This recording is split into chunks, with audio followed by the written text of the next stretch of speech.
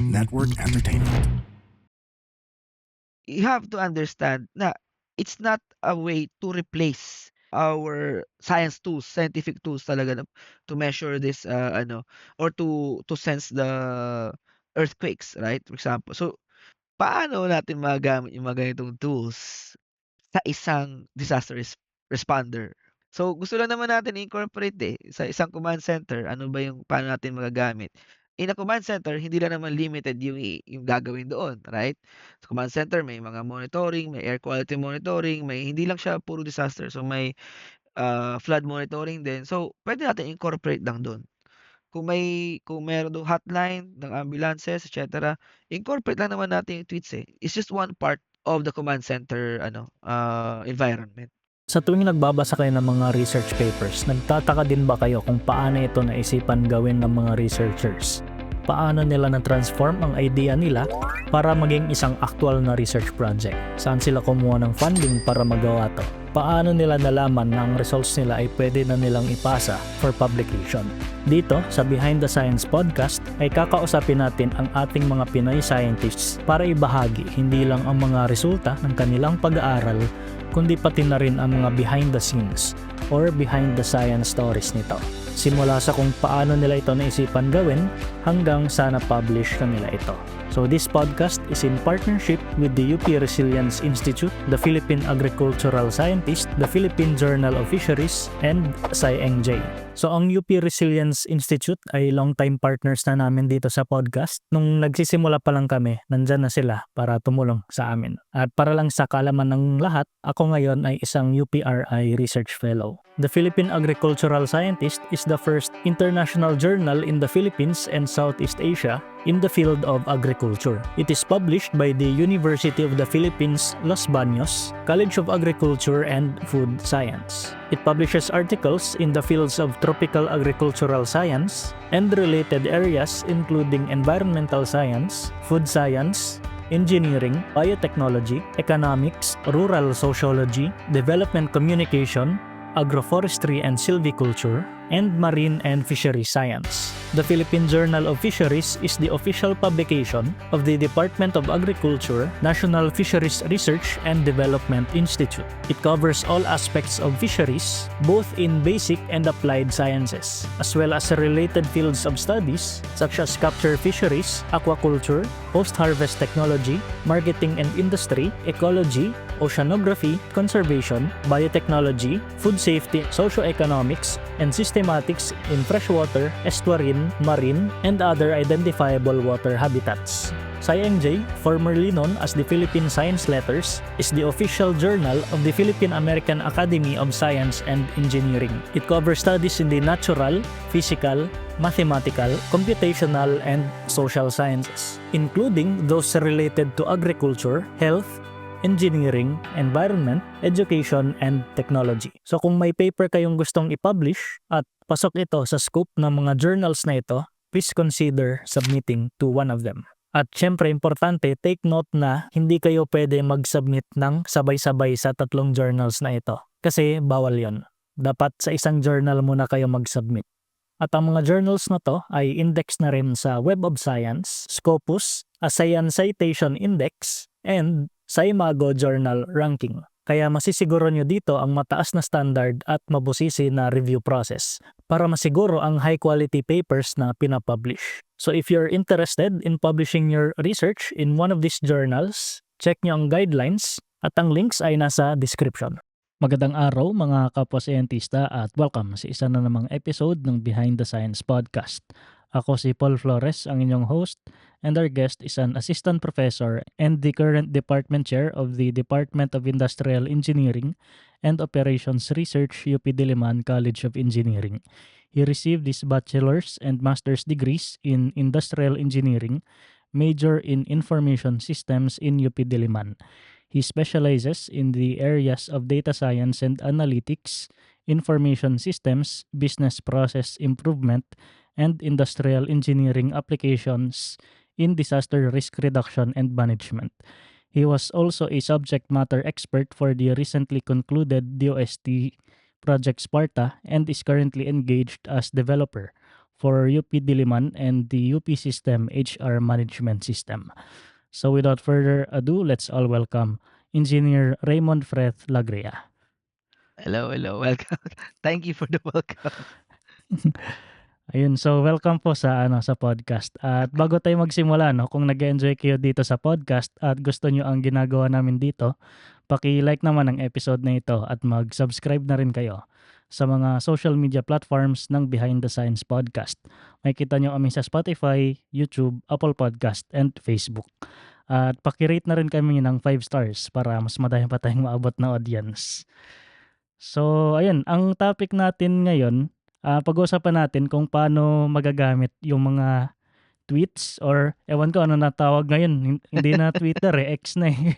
So, mga X posts para ma-prioritize yung disaster response. At siguro lang, bago tayo magsimula, no, recommend ko lang yung on a related episode. So, episode 89, please check with Dr. Carlos Gundran. Ang pinag-usapan namin doon ay kung paano ma-improve ang disaster readiness through simulation drills. So, ayun, bago natin pag-usapan yung naging research ni Sir Pam, pag-usapan muna natin yung naging journey niya as a scientist. So, siguro nagulat kayo bakit Pam yung tinawag ko kay Sir, no? Kasi nagkwentuhan kami kanina kung anong itatawag ko sa kanya. Sabi niya Pam daw. So, tanungin natin si Sir, bakit Sir, saan nanggaling yung Pam na nickname? Okay, actually, since pa yun, since high school, but yung origin nun since elementary talaga. So, parang elementary, merong mga grupo ng mga kabatch, no, sa ibang sections na nagtatawagan sila. May Pam, may Tutoy, parang they have nicknames na sobrang kakaiba. So, hanggang sa naging classmate ko sila nung high school. Tapos pagtingin ng high school, okay, puwedeng siya na yung kapalit 'no, nung ako na yung kapalit nung isa lang kagrupo na nagtatawagan ng nickname. So, they transferred the Pam name to me. Hanggang sa buong high school medyo against na against ang tatay ko doon. So, everytime na pupunta sa bahay, "Nandiyan po ba si Pam?" "Walang Pam dito, wala akong anak na Pam." So, nagagalit talaga yung tatay ko no'n, as in. Pero kaya dapat nung college na, wala na dapat 'yun, mawawala na. So, ready na ako to change, yung nickname ko that time. But the first question that I was asked during my stay at Calay dorm sa UP Diliman, hindi nickname, eh. Yung unang tanong was, "What do your friends usually call you?" Eh, Pam ang Mm. usually what my friends call me, so that's why I said Pam. Hanggang sa nag-stick siya dun sa dorm, hanggang sa ayun, wala na, hindi na napigilan, yun na talaga yan. So ngayon tanggap na po ng tatay niyo na Pam yung Hindi namin pangalan niyo? pinag-usapan yan basically, pero mukha naman kasi minsan tina-tag niya ako sa Facebook. Madalas niya ako tina-tag and yun ang, pangalan ko sa Facebook. So, wala na. Pero So, yung origins nung gano'n na tawagan, ano ba yun, parang provincial thing ba yun? Kasi 'di ba minsan yung tawag ng iba, Totoy or something. Sa inyo ano yun, medyo. wala lang? Medyo actually provincial kasi parang may tiyo yun sa simula, eh. Parang pangit lang pakinggan but, parang Chutotoy parang gano'n, tapos Chupapam yun yung mga nicknames before.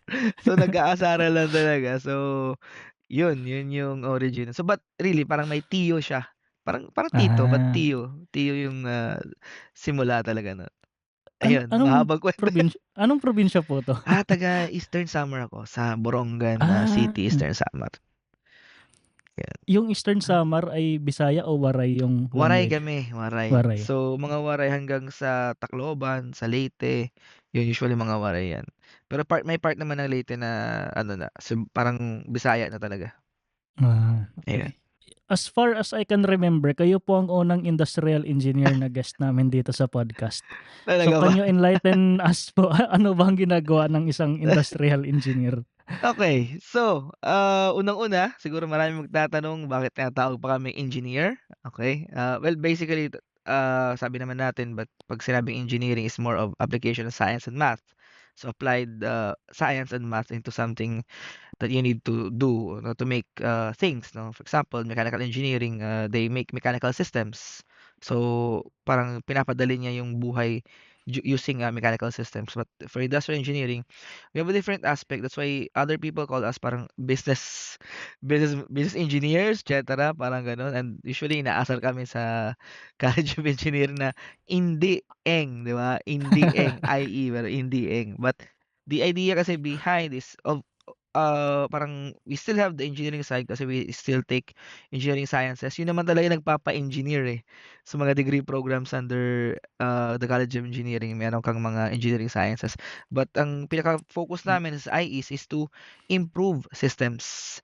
So, kaya usually na-relate kami sa mga businesses because karamihan ng mga processes that we are trying to improve are in businesses.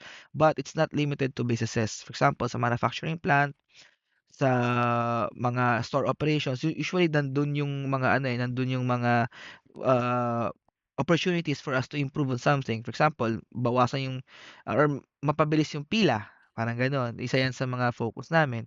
Waiting lines or queuing systems. Pangalawa, paano for example, in mga hospitals, pwede kami efficiently assign the number of doctors, number of nurses in a particular shift. Ano yung optimal setup for that para lahat ma-cover ng shift or tapos lahat ma-cover ng floors. That could be an example. So pumapasok dito yung more of efficiency. Kaya usually yung two Mhm. terms na ginagamit namin is efficiency and effectivity. And paano pa ba? The more parang yung legacy ng IE is more of system thinking.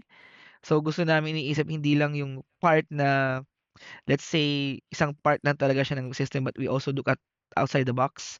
So usually zoom out first, tingnan natin how one affects the other and let's see how we can solve kasi usually ganun ang ginagawa namin no paghahanap ng root causes. But Mm. of course ngayon nagkaroon siya ng Magba-branching out na rin 'yan 'no, so meron kang transportation, you try to do ano ba yung puwede mo improve sa transportation side, ano ba yung puwede sa even cultural side kung puwede tayong collection ng data, it's also part of trying to improve on databases, kaya inaaral din namin yung mga databases. But hindi kami full programmers but today we are taught how to program or how to develop systems kasi Mhm. yun yung sabi mo sa kanina sa introduction I was a major in information systems. Basically, information systems tinitignan lang namin siya as a tool to improve manual processes. For example, kung meron kang hospital ta's puro lahat ang operations, ang recording ng data is paper-based, siyempre usually ang kapalit dun is computerized, 'di ba? Computerized Mhm. system, which is in the form of information systems. So eventually, talaga under IE, we are looking at you process data, kung may data ka, kunwari, paano mo masasabi, sige, mabagal na yung system, mabagal ang pila, mabagal ang pila sa UP, magbabayad ka, for example, ng tuition before. So, paano mo siya kukunin, paano mo solve yun, you try to measure first, 'no? Me-measure muna natin gaano ba talaga tagal, kung totoo ba talagang matagal. So that's one of the things that engineers do. Kailangan mo ng proof or data-based na problem. Kailangan supported by your numerical data. So usually gano'n ginagawa namin. Yun nga lang sa IE kaya kami naaasar kasi nga nasa business side palagi. Mhm. Operations, businesses. So yun, parang may money involved palagi 'no, that we're trying to improve on. Hanggang sa nagkaroon na gusto ko lang mapunta kasi dun sa idea na we are analyzing data to produce data-driven decisions. For example, ilan yung bibilhin ko na raw materials para makapag-produce ng ganito kadami.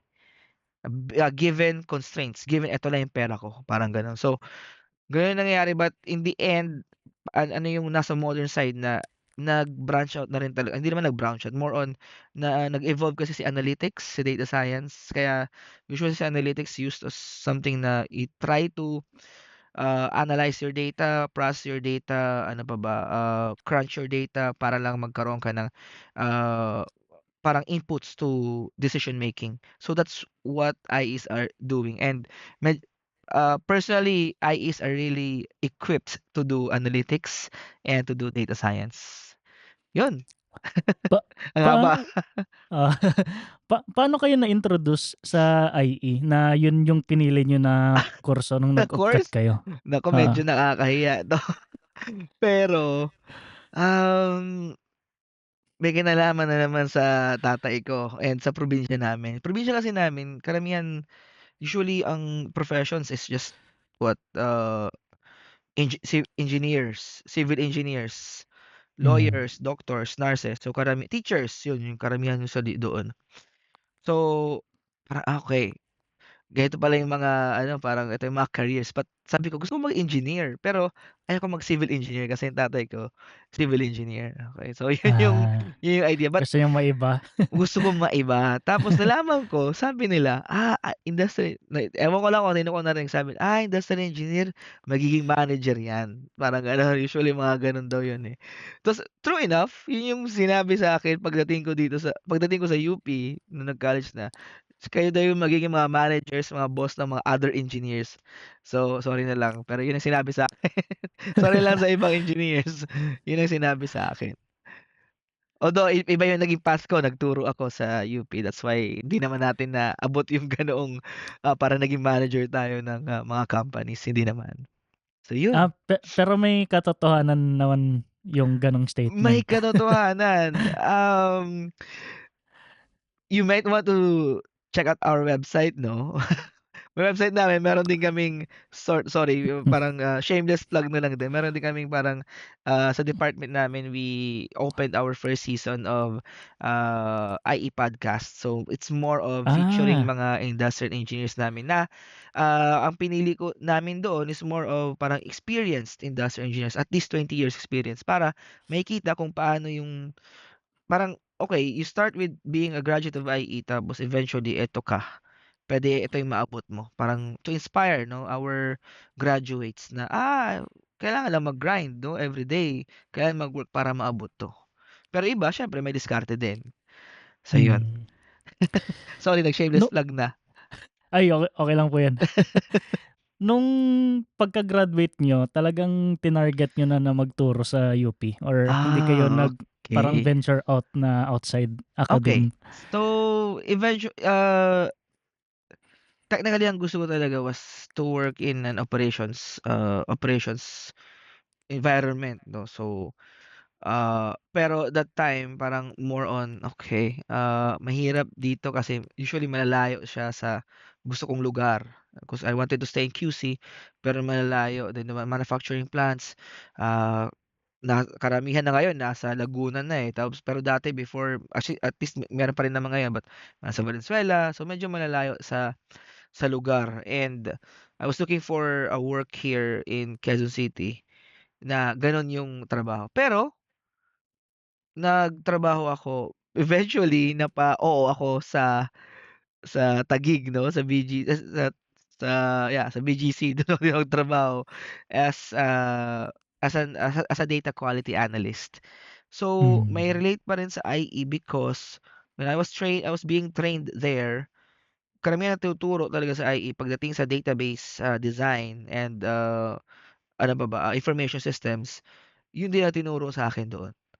So, naging consistent siya hanggang sa nagkaroon ng experience talaga on, working with, data engineering. Yun na yung one part of the analytics, and the data science, roles 'no, data engineering, doing some checking of reports kung tama ba. So, yun ang nangyayari hanggang sa may time na naging available na sa UP ng, faculty saka ako nag-apply. Kasi yung main reason ko, una bakit ako nagtuturo because medyo may calling din siya nung college kasi I was an SA, student assistant ng, Ah, Engineering Science 1. So yung mga nagdo-drawing ng multi-view, sectional view, yun yung strengths ko. So that time naisip ko parang, puwede pala ako magturo kasi natuturuan ko yung mga ano, mga students nung teacher habang ako yung SA nung class ng ES1. So, yun yung medyo calling yun hanggang sa naging available nga after 2 years of working in the corporate, bumalik ako sa UP so nag-apply ako. And there's another reason why gusto ko magturo because I knew that at that time na hawak mo yung oras mo. Pipiliin mo lang yung classes and then ikaw na bahala kung kailan ka papasok. Kung papasok ka lang may klase, 'di ba, yun. Pero puwede ka hindi pumasok kung wala ka namang gagawin sa UP. Actually, yung reason dun kasi gusto ko magbanda. So, nagbabanda ako. Kaya yun Ah, yung, ba't ako pumuntang UP. Yun talaga yung banda? yeah, Na I play tumutugtog talaga? yes, Ah, tumutugtog. I okey. play, bass guitar for a band. So, yun yung reason kung bakit gusto ko hawakan yung oras ko. That time, ngayon medyo hindi ko na hawak yung oras ko dahil, dumami na yung responsibility sa UP. Pero tumutugtog pa rin po kayo ngayon or Yes, hindi na masyado? tumutugtog pa Nice. rin naman pero not so much kasi wala na rin well, hindi ano naman kami medyo tatanda na rin but we're still doing some songs. We're still recording songs. Nice. Yes. And I guess nung nagturo ka na sa UP parang dun na rin yung nag-push sa'yo na mag-graduate school kasi eventually requirement din yun for promotion Yes, in tama teaching. naman. Actually, required talaga siya kasi kung wala kang masters, hindi ka rin mapo-promote. And, of course, in any university meron tayong I'm not sure how they call it in other universities, pero sa atin up or out 'yun, sa UP Diliman, up Ah, or out. So, kasi kung hindi ka kung tama mag-graduate, yung ma-out ka. pagkakaalam ko 'pag college grad hanggang instructor lang siya 'di ba? Tapos Tama, 'pag oo. masters dun na yung assistant professor sa ENG. Yes, in general gano'n, pero siyempre other departments can impose stricter rules. So, puwedeng Oo. gano'n. But in general, 'yun yung minimum. Puwede ka mag-instructor hanggang sa hindi ka pa, puro 'pag if BS graduate lang, instructor lang talaga. Oo. Ang alam ko kasi sa College of Science kailangan ano, PhD para Ayun, so that's why I yung said na assistant professor na posisyon. Yun yung pinagkaiba nung CS yes. sa ano, sa ENG, eh. That's why I said na yung ibang departments, actually Oo. referring to College of Science din yun na stricter ang rules nila. Yung ano naman po, yung interest niyo sa DRR, paano naman kayo napunta Okay, dun? may story din 'to. Puro story 'to, ah. So, okay, so, while nagkataon na timing talaga yun kasi wala akong topic for my ano, for my thesis. I Ah, think I was already in ano, I was in my first year of, teaching and then first year in doing masters 'no. So, medyo wala akong topic parang, okay, I just wanted to develop an information system et cetera or I wanted to do it in a production system, to do some forecasting, gano'n yung mga ideas ko before. Pero, dahil sa nagka-Yolanda, uh, 'yun dahil doon 2013, affected kami, yung family ko, tapos yung kapatid,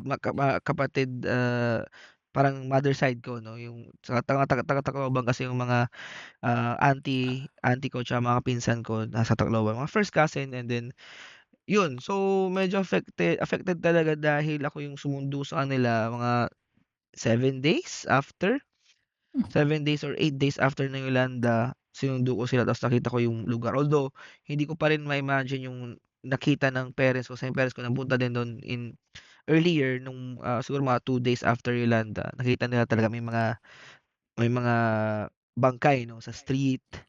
So yun yung, ano, yun yung nakita nila. So, eventually ako na lang sumundo from QC, so sinundo ko sila, dinala ko sila sa QC. So ganun yung nangyayari dun ah, sa mga pinsan ko tsaka sa mga auntie ko. So dinala ko sila dito sa QC at that time. So, yun yung naging inspiration ko bakit ako nag-pursue ng research sa DRM. So, ang idea ko naman that time was how do I incorporate industrial engineering sa DRRM? Of course, nung nagre-research na makikita ko, marami palang process na puwedeng i-improve ang industrial engineer. Tapos I also tried to incorporate it kasi I was teaching also NSTP. I also tried to incorporate it to my students. Okay, DRM ang focus natin. Paano ba natin 'to i-aano? So medyo but honestly hindi masyadong nag-workout sa NSTP but it is still my dream 'no na ma-pursue ng mga NSTP class namin yung, DRM. So going back sa DRM, yun ang idea tapos hanggang sa daming topics na puwede i-explore. Sa sobrang dami niya, actually 5 times siguro ako nagpalit ng topic in my head. Parang, "Okey, eto na. Tapos sobrang inibak ko siya, okey eto na, okey hindi pa, okey eto na hanggang sa nagkaroon ng analytics, dun ako napunta sa analytics, data science and, DRM. So dun, yun yung kwento doon. But it took me 3 years, it took me 3 years to figure it out, doing some Gra research. para lang yun sa ano, yung sa masulat na yung proposal na ide-defend mo, Yes. yung Oo, proposal. even the solid idea, it took me about 3 years. Oo. Isipin mo lang Kasi 3 years pa. mahirap din siya gawin habang ano, habang nagtuturo ka, eh. That's another reality that, Mm. faculty members need to accept kasi gano'n talaga. Oo. But, honestly, not to ano, not to brag, but we are doing what we can sa I department. I'm doing what I can since I was placed as chair, so I was appointed as chair na sana tigsi-6 units na lang palagi ng teaching yung mga nagma-masters. Kasi mahirap Mm. talaga, kasi we experienced that in my batch ng pumasok as faculty, medyo dalawa sa amin sinagad talaga yung ano, yung, master's program. So Mm. yun yung mga ano, realities of being a Oo. younger faculty member. Yung mga batchmates ko din nung college na ano, na naging instructor right after graduation, halos dun na rin natutulog sa ano, sa institute, eh. Naku. Na makikita mo na lang may dala-dalang kape sa umaga tapos dun na natutulog sa gabi. Well, hindi naman namin nagawa yun sa IE kasi wala kaming mga labs before, wala kaming physical labs. Puwede pala mag-overnight. Pero naririnig ko sa mga ka-batch ko, yung iba nag-o-overnight sa Triple E, nag-overnight sa Iya Hall, parang gano'n. So yun yung mga kuwento, ayun.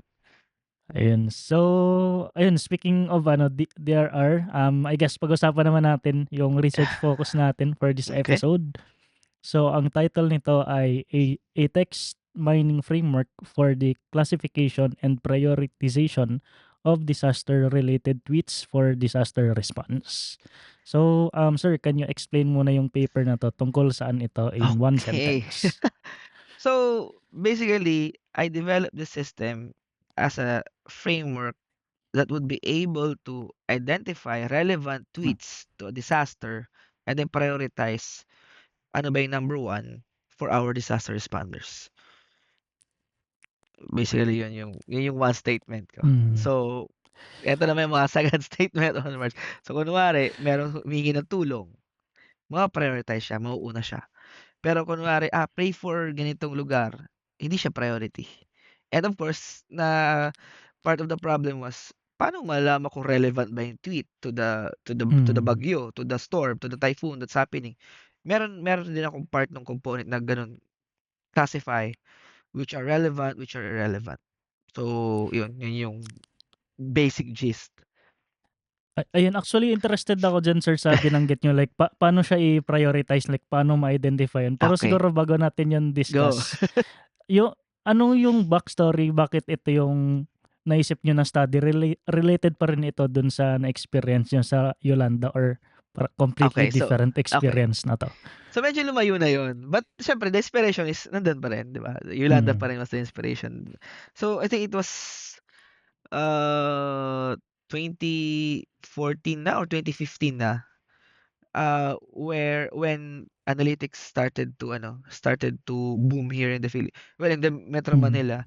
Actually, yung mentor ko, okey, yun yung actually yung parang isa sa mga nagpasimuno talaga ng analytics sa Metro Manila. So yun, hanggang, okey, meron palang mga ganitong mga bagong tools na hindi naman tinuturo talaga sa IE, right? So, kasi most of the tools were coming from other countries, 'di ba? So, may classification, may association rule mining, may sequence mining, et cetera, may clustering, et cetera. May mga gano'ng tools pala talaga na ginagamit for data analytics or eventually mag-analyze ka ng data. Parang classical tools but more on, trying to parang at that time mas modern siya, mas sikat siya kaysa sa mga, previous tools like linear regression. Although linear regression is still part of analytics, mas Mhm. bago yung mga tools na 'to. Classification, association rule mining, yung mga gano'ng tools natin. So, mga analytics tools or analytics, models natin. So, yun yung ano, habang inaaral ko rin siya 2015, okay, so this is the time that I can relate it to terms or words or sentences. So, yun yung naging idea doon. Tapos, sikat pa yung Twitter that time kasi nga, okay, dami nagte-tweet, 'di ba? Well, hindi na masyado ngayon dahil nga sa change in ano, Pagkatapos 'no? nung Elon Musk takeover, halos wala Yes. nang gumagamit, eh. May bayad, joke lang. So, yung ano pa doon, kasi one of the challenges of processing text or analyzing text is really how to process it. So, mahirap gawin Mm. 'yun, 'no? So, ngayon madali na siya kasi we have the AI, pero that still need to be improved 'no, pagdating sa text mining. So, kailangan na natin i-incorporate yung AI sa text mining. Pero during that time, mga 2015, text mining was more of how do you given a set of tweets, paano mo Mhm. siya bibigyan ng structure? So, one of Ah, the commonly used, methods is to make a matrix or make a they call it term by document matrix or kabaliktaran naman niya document by term matrix. So, may matrix ka, each column or each attribute meron kang word na relevant dun sa ginagawa mo. Tapos each row naman would refer to the tweets. So, kung makikita niya palaging may help na word, mas masasabihin natin na relevant siya, parang gano'n. So, yun yung maging idea nung relevancy. Now, paano naman papasok yung prioritization? Prioritization, I actually got the idea from one of the developers din ng parang, pioneers din ng text mining 'no. So, yung ginawa niya was to assign words, sentiment analysis ang tawag naman doon, was to assign words points. Example, +1 for, good words such as, fast. Kasi yung sentiment analysis was more of product 'no, sentiment. So kunwari mabilis yung app, maganda yung app. So yung mga gano'ng words may mga, corresponding points yun. Mga negative words, mabagal, may corresponding points yun. So gano'n yung idea nung ginawa niya. But it's more of that was more of sentiments.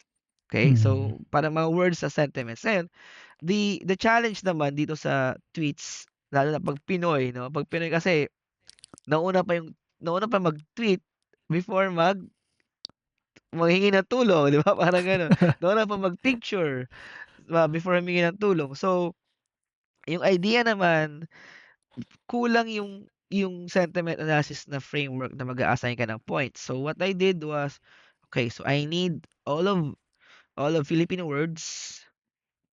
So, naglagay din ng mga Taglish words. So, medyo matagal Ah, yung process na yun. And then eto pa ang isa pa sa mga, challenging one was I also incorporated some slang, okay? Slang words na mahilig si Pinoy doon. Kunwari may gaylingo din, so part siya ng slang. So, may gaylingo na sinasama ko din doon. So, yun yung mga words na kumbaga nag-create din ako ng, mga dictionary, hindi naman dictionary, but listahan ng mga gano'ng words. Tapos I also created yung, ano naman yung mga words na relevant sa disaster response or DRM in general, ta's may corresponding points. So kunwari words about help, I'm drowning already, nalulunod na kami, kailangan na namin, nasa rooftop na kami, yun yung mga words na medyo plus may mas mataas yung positive points, +5, +6. So ang tawag ko actually dun, TPS, Tweet Prioritization Score, okey, Tweet Prioritization Score. So may +1, +2, +3 hanggang +6. Tapos meron namang, mga negative words na -1, -2, -3, -6. So yun yung ano, spectrum nung, point system. Parang Likert siya pero maraming point system. So every time na may encounter yung word na yun, count lang. So frequency lang and then makikita niya, okey puro help tapos may urgency na word, yun ang lalabas dun. Kagandahan pa dun minsan minsan yung nagte-tweet gusto natin ilagay yung address, makikita mo yung address dun sa ano, sa tweet. ah. So yun yung basic idea. Parang ano pala siya, parang LLM before pa before Before sumikat nag-boom. yung mga Yeah, LLM. yeah, true. Pero, Ayos. of course, hindi ako expert sa LLM, but si LLM kasi was built on parang more conversational, right? So, kailangan mo rin siya i-learn muna 'no, kung gagamit ka ng LLM, kailangan i-learn niya muna pagdating sa domain na DRM, parang gano'n. Tapos ito wala siyang training set, parang ano lang siya, may Ah, may point system may tapos training set gano'n lang? siya, may training set siya nung classification part. Sa prioritization part, wala na siyang training. Okey, Ano gets, talaga siya, gets. assignment talaga siya ng points. So, dalawang component siya, classification and, prioritization. Yung question ko din po pala dun kasi nabanggit niyo yung yung location. So, paano niyo mare-retrieve yung gano'n na information, Okay. yung location na data kasi 'pag halimbawa may na-encounter ka na word na, "Ay nalulunod kami," baka kung for example kung saang country man Okay, yun okay. nangyayari baka mapagkamalan mo na Ah, okey. So, actually napansin ko dun sa mga habang, nagko-collect ako ng data, siyempre, well, obvious naman yun, eh, pero nabigyan lang din ng nabigyan lang din ng, validation. Yung Pinoy kasi hindi siya mahilig mag-on ng location or ng GPS niya 'pag nagti-tweet, parang gano'n. So, pero may napansin ako na yung mga yung mga iPhone users, naka-on yun. So, makikita mo yun, eh, anong device galing nung in-extract mo yung tweet. Si Twitter nagpo-provide dati before Elon Musk, So, kasi dati, may rate limit lang na parang 1.5 per 15 minutes, pero puwede ka na ulit mag-download. Ngayon ang rate limit ni Elon ay Paanong 1.5 per 15 minutes? 1,500 na tweets ang puwede mo i-download per 15 minutes. Ah, Correct. I think mali lang ako sa 15 minutes, pero mabilis pa rin yun compared hmm, ngayon kay Elon na I think it's 10,000 tweets tapos $100. Gano'n ata, at least I think a year ago gano'n, pero I'm not sure ngayon, pero may bayad yung pag-download mo ng tweets for a specific search criteria 'no. So, going back yung, location, mahirap siya. So, to put it bluntly, ginawa ko siyang next step sa research. Parang siya, hmm. future, future study siya. Pero kagandahan dun sa ginawa ko was puwede mo i-spit out yung tweet. So, kunwari eto na prioritize sa tweet, eto na makikita na tweet. So, usually talagang pinaka-urgent, may magpapakita siya ng mga addresses. I actually presented sa noong, I think 2020 sa Liksik-High ng UP Diliman. Na eto these are real tweets. Yung number one na lumabas sa aking framework was, kailangan nila ng tulong tapos nagbigay sila ng address. Tapos nakita siyempre doon sa pinakababa naman yung mga, okay, please send help. Iba rin yun, iba yung, ah, context nung please send help to the victims of ganitong typhoon sa I need help, 'di ba? So, Ah, medyo nag-ano rin 'yun, medyo siguro limitation ng study kasi siyempre number of words yung gusto nating kunin 'no. So 'yun, but eventually makikita mo ano yung mga nasa top, and usually nasa top may mga address. Pero siyempre I cannot say na 100% meron, 'di ba? Pero at least 'yun na-spit out nung natin, nung model natin that time. curious po ako sa pag-download ng tweet, yun, may software, may dedicated software na talaga to do that or kayo mismo gumagawa ng program Okay. to download yung mga So, tweets? sa ngayon, I'm not sure kung may mga commercial apps. Pero ako, for any data collection na method na ginagawa ko, since 2015 din, open source na ako, either R or Python. Ah, R or Python. So may API lang naman na ibibigay si Twitter, but that time kailangan mo lang mag-apply, are you a developer? So yun ang in-apply ko. Nag-apply ako sa developer account, and then bibigyan ka ng API na endpoint. Tapos dun mo puwede gamitin. Kagandahan sa R tsaka Python, meron silang hindi naman interface, but may packages that can use these tweets. hmm. So yun, so download mo lang, ta's may mga commands naman na puwede nating download using these commands from R and Python. So yun. Naalala ko 'to dati, yun nga yung 2015, 2016 time. sumisikat yung R, eh. Pero yung Python parang nag-boom talaga siya nung pandemic, eh. Si Tama ba yung assessment ko? si Python kasi basically talagang kilala na siya dahil nga web development ano siya, web development, Ah, language siya first 'no, as first.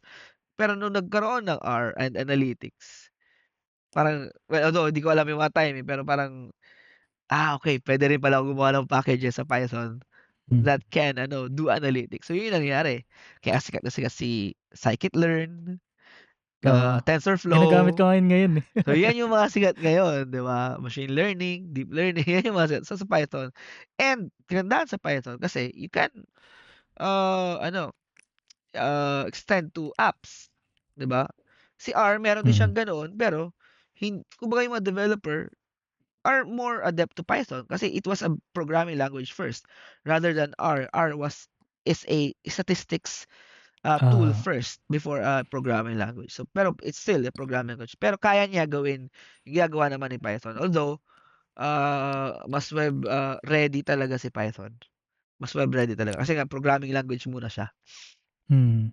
And I guess dito ko din ipapasok yung sinabi ni sir kanina na ano, parang dati hindi required sa kanila yung programming pero ngayon natututo na. Actually malaking asset talaga ngayon yung ano, yung matuto ka ng programming kahit basics lang.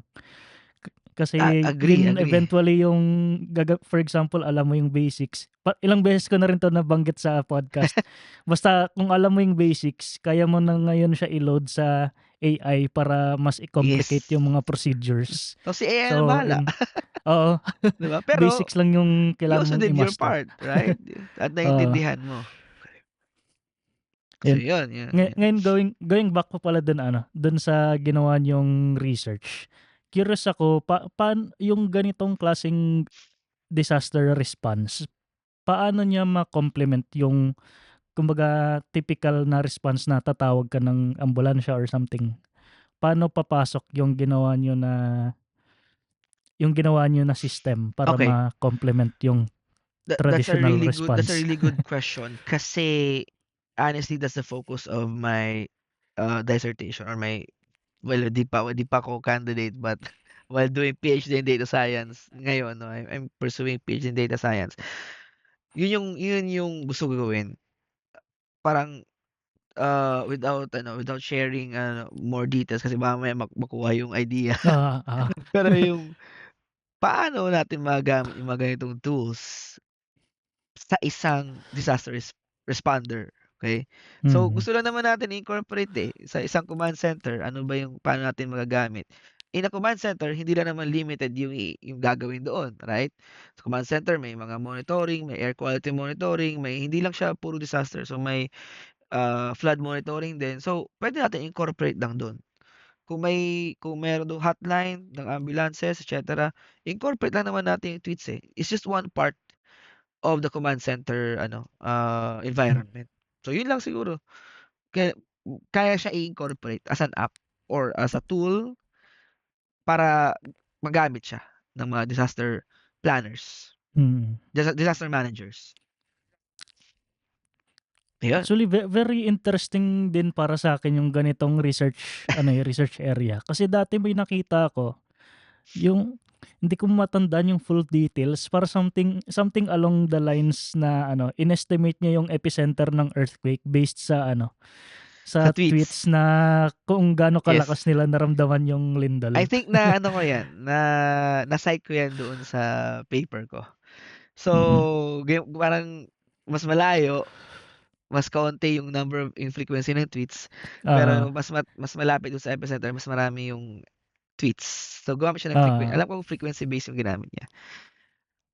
Ay Pero sa gano'n minsan napapaisip din ako sa state ng technology ngayon na may mga seismometers na ano pa yung ano ano pa pa yung yung gagaano use niya? ng, gano'n. Okay, this Parang thi naging ano na lang siya, exercise, parang actually, this is gano'n. very important kasi while I was doing these tweets, this study, you have to understand na it's not a way to replace Oo, our science tools, scientific tools talaga na to measure this, ano, or to sense the earthquakes, right? For example. So, hindi siya pang-replace, eh, kaya Hmm. pangtulong siya, pangdagdag siya, parang gano'n. So, actually not to ano, meron din akong gano'ng research naman, yung, detection naman siya ng ano, earthquake events, earthquake events. So, gano'n din yung idea.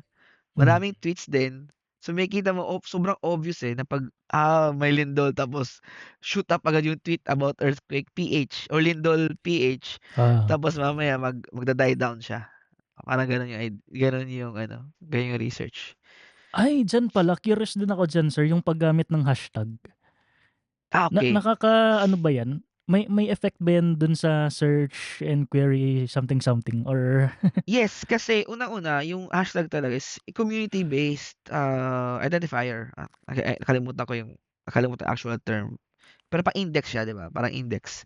hmm. So, community based siya, puwede mo gamitin kunwari gumagamit ka ng Twitter. Pero kasi sa search using R or Python, puwede actually hindi hashtag ang hanapin mo, eh. Kahit anong word puwede mo hanapin. Ah. So, hindi kailangan hashtag. Yung hashtag is just really sa user user interface side. So, kunwari user Twitter ako, gusto ko hanapin yung mga tweets kay TJ Monterde, parang gano'n. So, ilalagay ko lang Hmm. TJ mahahanap na agad. Pero kung naka-hashtag, usually kasi hashtag unique yung pangalan. So, kagandahan sa Pinoy, eto yung sobrang consistent talaga si Filipino. 'Pag may typhoon kunwari, ang nilalagay niya hashtag, typhoon na word plus yung pangalan nung, anong tawag Ah. dito, pangalan nung typhoon. Oo. Typhoon Yolanda or minsan Yolanda lang, okey or Typhoon Yolanda PH. So, alam mo na agad without any expertise na these are the most common hashtag. So, yun ang sine-search ko. Even sa earthquake. Sa earthquake, iba naman ang behavior ng mga tao na magte-tweets. Ang behavior nila is kung saan yung lugar na affected.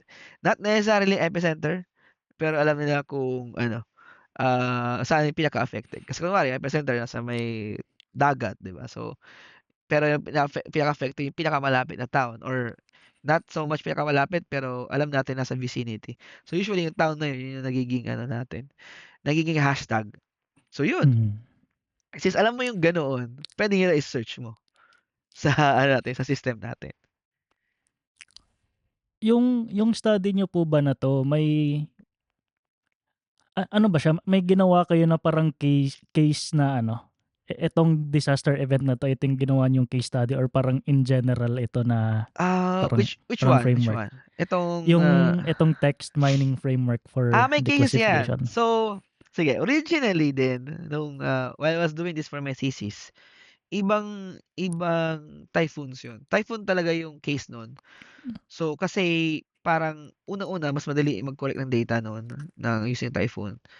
Pangalawa, mas aware si Filipino as a tao sa typhoons kasi meron kang pre-event, during event, tsaka after event.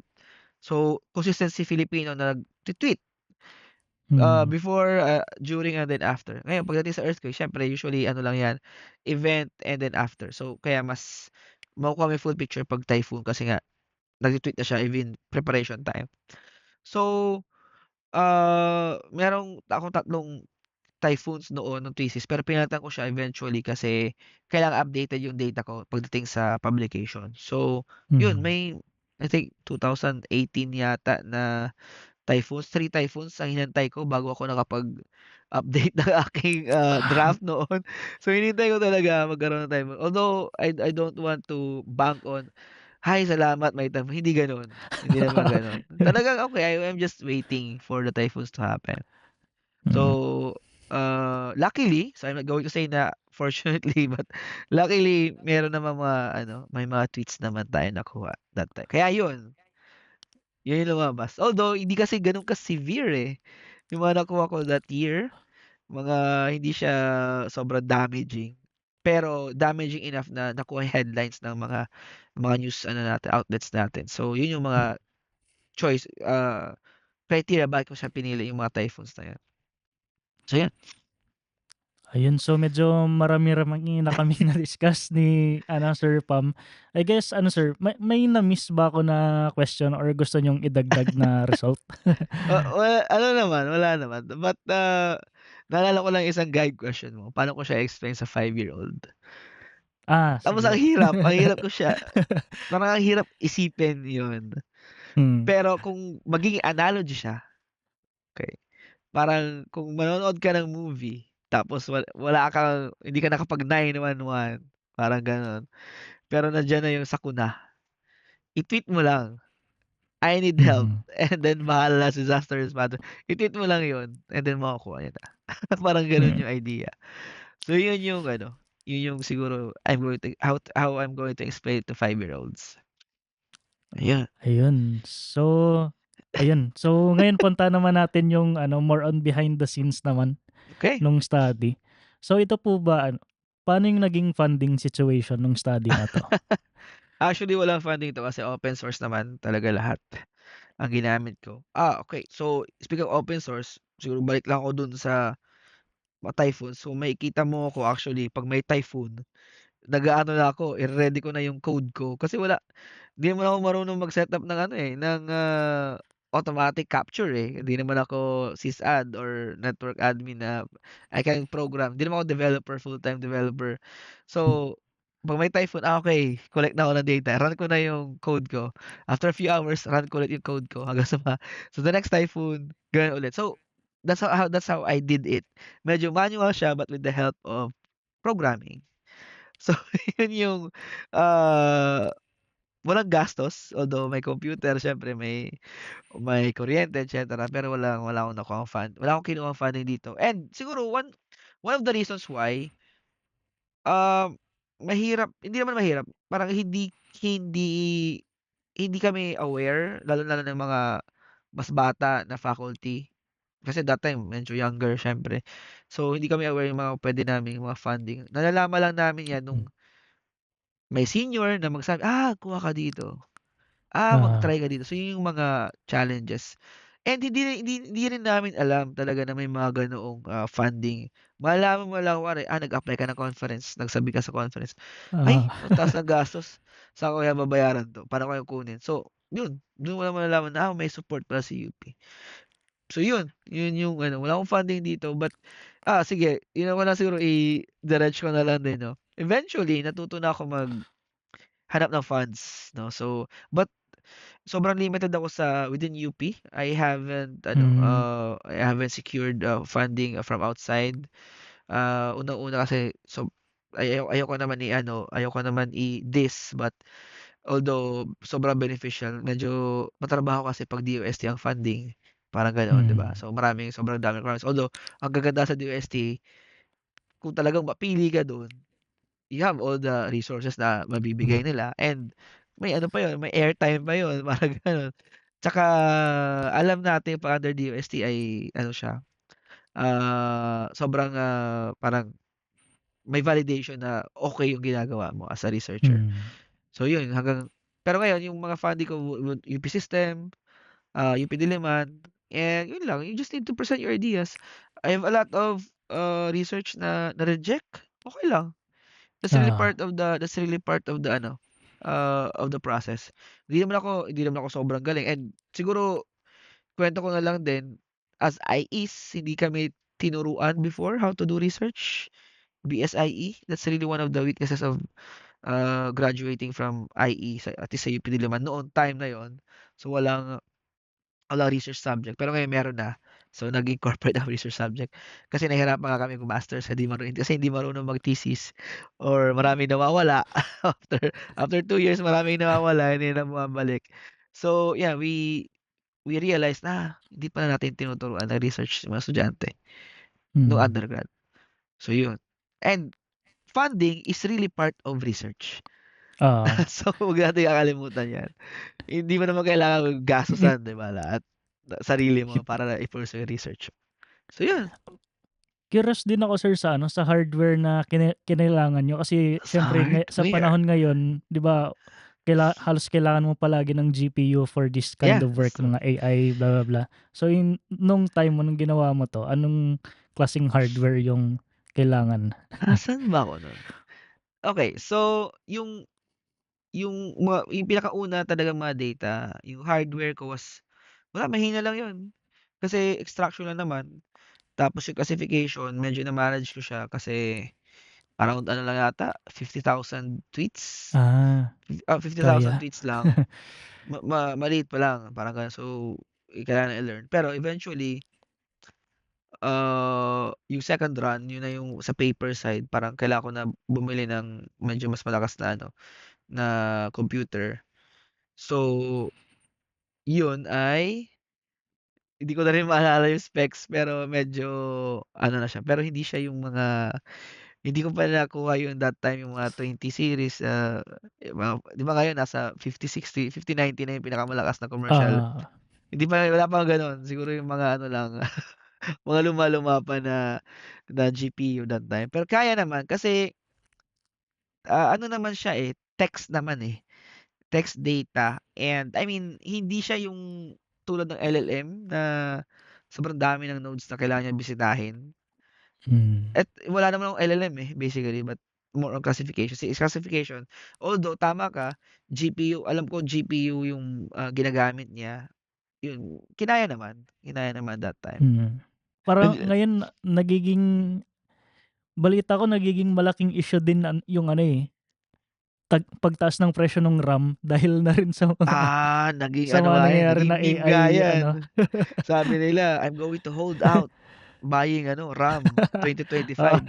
Pagpatak ng 2026 mas nagmahal. Gano'n talaga kasi nga actually issue nga din ngayon yung ano, eh, yung, data centers. Parang mas Oo. malaki na yung kinakailangan na kuryente ng, data Contributor na centers. rin ng ano, eh, global warming ngayon 'no, Oo, climate change. compared sa ito, nabasa ko lang din 'to parang yung data centers as a whole mas malaki na yung kuryente na required niya compared sa France. Okey, sana mahanap ko yung ano, yung pero may gano'ng article na parang, okey nasa top something na si data centers. Parang kasi ano ba yung mga startup ngayon puro AI, right? Oo, Puro ano na, so puro kailangan mo na lahat ng ano, nag-e-AI, eh. HPC, 'di ba? Lahat na nag-a-AI. So, that's really the part of the times, 'di ba? So, kailangan mo gawin 'yun dahil nga 'yun yung, sikat ngayon, AI Hmm. basically. Dito sir sa study niyo, at what point did you realize na puwede niyo na siyang ipasa for publication? Ah, may process naman. So, okey naisip ko mahirap sagutan 'yun yung parang yung term na realize. Kasi Hmm, dito meron kami talagang process. So, yung process basically is you have your co-authors naman na kailangang basahin, 'di ba? Tapos, mag-agree sila. oo, 'pag agree sila, okey na 'yun basically. But gano'n naman ang ginagawa, eh, 'pag may mga co-authors ka. Pero tama ka 'no, medyo challenging 'pag mag-isa ka lang as a main Hmm, one author lang ang nilagay mo, medyo challenging 'yun. But kung meron kang mga co-authors talaga yung makakapagsabi na, okey puwede na 'yan, parang gano'n. Tapos saka ka magsa-submit.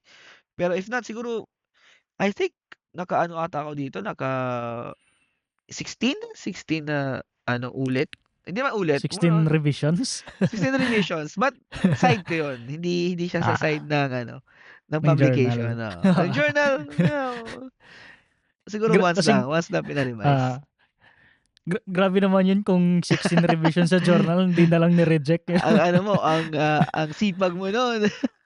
Pero 16 in a way na, okey, ito yung first major ko, okey ta's ulit na naman, parang gano'n. So, parang gano'n, 16 times parang gano'n. Ayun. Ito hindi ko 'to madalas natatanong pala sa mga guests, pero baka interested lang din yung mga audience. Paano niyo pinili yung journal kung saan niyo ipasa? Magandang question 'yan. Okay, so I'll be honest here, kasi natutunan ko dito sa aking mga mentors sa IE department, mga senior faculty. Shout out to our senior faculty. Hindi lahat na ay positive results, right? So, ako Hmm, talaga nung pandemic time, submit ako, international ta's actually hindi na-reject yung itong mismong paper na 'to, hindi siya na-reject. Pero major revisions such that na parang kailangan ko siya ulitin talaga. So, hanggang sa mag-e-expire na ako sa UP, matatanggal na ako. So, Ah, and, prestigious naman sa Philippine Engineering Journal, dun ako nag-submit, 'yun. hmm, Kasi tapos kinancel ko na yung ano, parang eventually napaso na rin yung doon sa international 'no. Kasi unethical din yun, bawal bawal ka mag-submit ng multiple ano, eh. So, I ah, had to wait 'no, para mapaso yun kasi parang mas hindi ko kakayanin yung parang almost uulitin ko, although hindi nga na-reject but almost uulitin ko pa rin yung ano, yung, paper that time. So, kaya nag-submit ako sa iba. And yung pinaka-accessible for me is Philippine Engineering Journal. Honestly wala akong masyadong alam na local based na parang mas prestigious pa as the Philippine Engineering Journal. Although siyempre maraming well in terms of engineering but marami tayong, ah, branches 'no.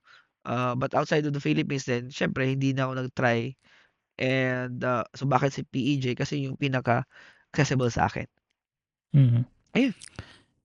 Actually guys sa ano, sa mga nakikinig na medyo hindi familiar sa publishing publishing world dito sa Pilipinas, may mga ayun nga yung nabanggit ni Sir na ano, may iba-ibang fields kasi yan, eh. For example, ayan Agree. so yung sa engineering, Philippine Engineering Journal, yung sa science meron si DOSI, Philippine Journal of Science, Oo, okey, tapos si ano, NFRDI meron okey. silang the Philippine Journal of Oh, nice. Fisheries, mga gano'n.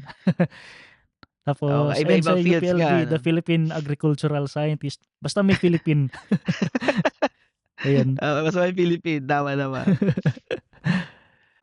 Ano po ang mga ma-advice niyo sa mga aspiring researchers? Okey, mahirap din 'tong tanong na 'to, pero, siguro a bit of a background din. I'm still learning 'no, I'm still learning. Hindi ko masabi na I am a full-fledged, senior researcher, no, I cannot say that. I'm really learning. I'm even learning from my colleagues. I have a research project ngayon na I may be the project leader, but I am really learning from the members kasi sila magagaling talaga sila mag-research. Mhm, So, lesson is you need to be really open kasi 'pag sa research, lahat naman, eh, I mean, posibleng may mistakes, posibleng bumalik ka, posibleng success agad, posible ding hindi ka gano'n kagaling or walang foundations et cetera. But kung gusto mo talaga yung topic na pinu-pursue mo, just go for it. Kasi mhm, ako for example, DRM, I actually tried to go out of DRRM, pero parang ang puso ko nasa DRRM, hmm, parang gano'n nangyari. So, bumalik ako sa DRM. So, gano'n na ang research ko. So, but honestly, you need to listen to others, 'no? You need to listen mhm, kasi research is all about exploring, eh. oo, Wala namang maling ano, eh, there's no mistake there's nothing wrong there's no wrong in doing, research kasi every time nagkakamali ka sa experiment, that's one step towards your goal, and that's what hmm, research is. Okay, ta's pagdating naman sa funding, you need to be very creative, honestly. Kailangan mong maging hmm, creative, lalong-lalo na kung government funding, naku, sobrang hirap.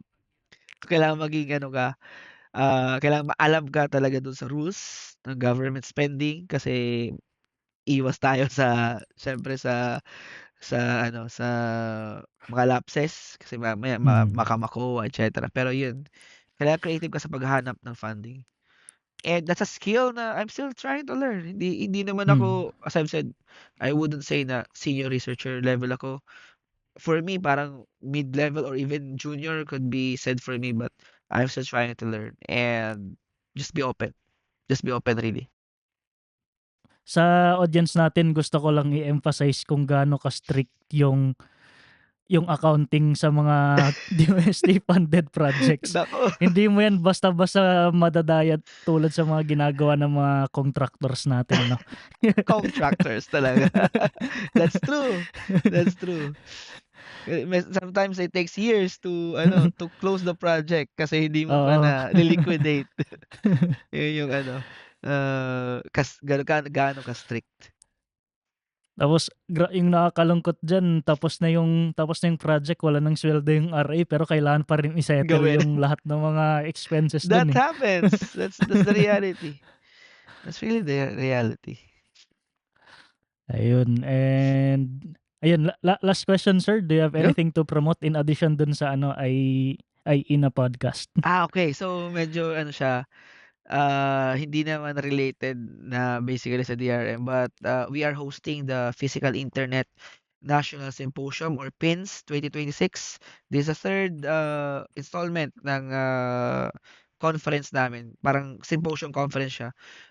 Physical Internet is borrows ideas from the digital internet to make things faster pagdating sa logistics, supply chain, even governing laws sa supply chain, sa ports, terminals, vehicle transportation. So this will be held on February 19 and 20 at UP Diliman, GT Toyota. So please check out our website.